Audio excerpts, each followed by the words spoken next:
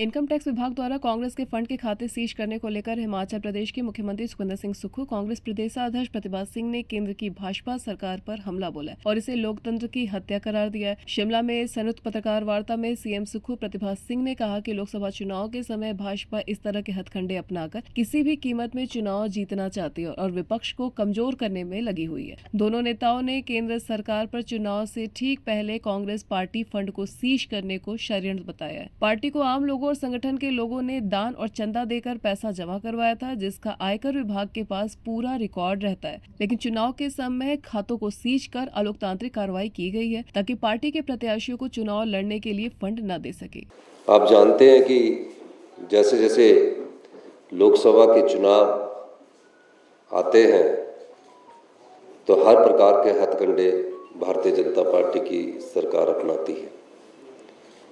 इन्हीं हथकंडों के अनुरूप एक हथकंडा जो हमारा जनता के द्वारा पैसा इकट्ठा किया जाता है, दान के द्वारा पैसा इकट्ठा किया जाता है और उसको हम जो एआईसीसी का ट्रेजरी है उसमें जमा करवाते हैं। कांग्रेस कार्यकर्ताओं की मेंबरशिप के फॉर्म पैसे जमा होते हैं।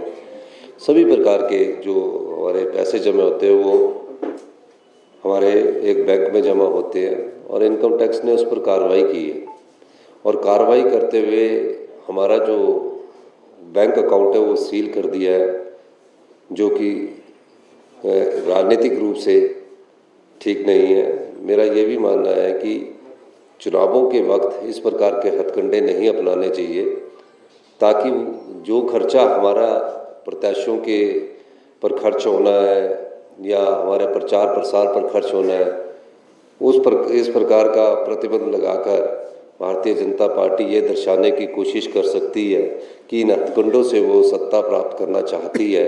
ये लोकतांत्रिक मूल्यों का हनन है और कांग्रेस पार्टी इसका पुरजोर विरोध करती है। हमारा ये राजनीतिक सोच से ना तो किसी पार्टी पर दबाव डाला जा सकता है और ना ही पार्टी इस प्रकार के हथकंडों से घबराने वाली है।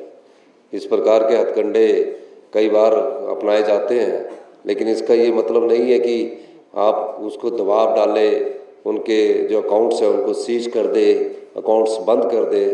कांग्रेस पार्टी इसका पुरजोर विरोध करती है और इनकम टैक्स डिपार्टमेंट वालों को भी थोड़ा सा ध्यान रखना चाहिए कि जो भी अकाउंट में पैसा होता है उसका पाई का हिसाब इनकम टैक्स के पास पार्टी हमेशा जमा करवाती है। हर साल इनकम टैक्स की रिटर्न जाती है, कोई पहली बार नहीं है। तो ये चुनावों के वक्त इस प्रकार का हथकंडा अपनाकर जो अपनी राजनीतिक रोटियां सेकना चाहते हैं वो लोकतंत्र के लिए सही नहीं है। विपक्षी दल है, सबसे बड़ा विपक्षी दल हिंदुस्तान का कांग्रेस पार्टी है। महज सीटों की संख्या कम हो सकती है, लेकिन पूरे हिंदुस्तान में अगर कोई प्रिंसिपल अपोजिशन पार्टी अगर एक है वो तो कांग्रेस पार्टी है। तो इस दृष्टि से हम पूरी कांग्रेस पार्टी इसका विरोध करती है। इस संदर्भ में हमने ये प्रेस वार्ता बुलाई थी। वहीं 3 आजाद प्रत्याशियों के इस्तीफे पर सीएम सुक्खू ने कहा कि आजाद उम्मीदवारों को क्यों इस्तीफे देने की जरूरत पड़ी। आजाद विधायक पर सरकार का कोई हस्तक्षेप नहीं होता है, वह किस दबाव की बात कर रहे हैं, लेकिन इनके इस्तीफे से साफ जाहिर है कि निर्दलीय विधायकों ने नोटों के दम पर अपना ईमान गिरवी रख दिया है। हिमाचल प्रदेश की लोकतांत्रिक मूल्यों की भाजपा हत्या कर रही है, जिसे जनता स्वीकार नहीं करती है। विधायकों ने कुछ गलत किया होगा तभी इस्तीफा दिया है। देखिए, वो तो आजाद प्रत्याशी थे, मुख्यमंत्री से किस प्रकार का संबंध था? वो तो कांग्रेस पार्टी के टिकट पर चुनाव नहीं लड़ना चाहते होंगे। जब आज़ाद प्रत्याशी थे तो उनको रिजाइन नहीं करना चाहिए था और उनको जनता की भावनाओं के अनुसार कार्य करना चाहिए था। अब क्यों आज़ाद प्रत्याशी क्यों रिजाइन कर रहा है, ये गहराई से छानबीन करने की जरूरत है आप लोगों को भी, कि क्या कहीं नोटों के दम पर तो नहीं उन्होंने अपने ईमान को गिरवी रख दिया था और दबाव इतना था कि उनको इस्तीफा देना पड़े। वो तो ना कांग्रेस के थे ना भारतीय जनता पार्टी के थे। उन पर किस प्रकार का दबाव था? क्या किस प्रकार से वो आगे इस प्रकार के बात रिजाइन कर ले और आप ही हेलीकॉप्टर में रहे और आप ही सीआरपीएफ के सिक्योरिटी में आ रहे हैं और जा भी हेलीकॉप्टर में रहे हैं। तो आप बताइए, इतना सारा धन का प्रयोग क्या लोकतंत्र के लिए अच्छा है? और किस तरह वो चुनाव जीत कर अगर आज़ाद प्रत्याशी आते हैं और आज़ाद चुनने के बाद वो फिर उस क्षेत्र की जो 25-30 हज़ार लोगों ने जिन्होंने उनको वोट डाला है, जिनके दम पर वो चुन कर आए, उनकी भावनाओं से तो नहीं खिलवाड़ कर रही है आज़ाद प्रत्याशी। तो ये चीज़ें समझने की ज़रूरत है।